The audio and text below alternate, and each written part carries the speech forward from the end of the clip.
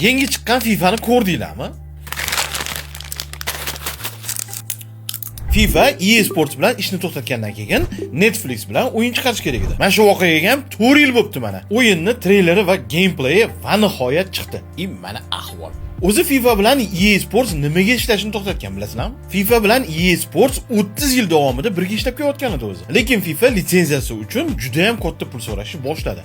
Va EA Sports bunga rozi bo'lmadi. Aytishlaricha, bu aniq fakt emas. FIFA litsenziyasi uchun 4 yilga 1 milliard dollar so'ragan. Endi qaranglar. FIFA agar litsenziyasini bersa, u faqatgina o'yin uchun beradi. EA Sports so'ragan narsalari NFT FIFAniki, kriptovalyuta FIFAniki, katta sportlarda qatnashish FIFAniki, imminni hamma narsani so'ragan va albatta FIFA bunga rozi bo'lmagan. Xullas tomonlar kelisha olmagandan keyin FIFA ham, EA Sports ham o'z yo'li bilan ketdi. EAFC chiqarayotgan o'yinlar yildan yilga zo'rlashib boryapti. Lekin Netflix bilan FIFAni chiqargan o'yini FIFAni 2016-yildan ham yomonroq chiqqan. Qarochi, kommentda urush e'lon qilamiz. Yozib ketinglar. FIFA yaxshimi yoki PES?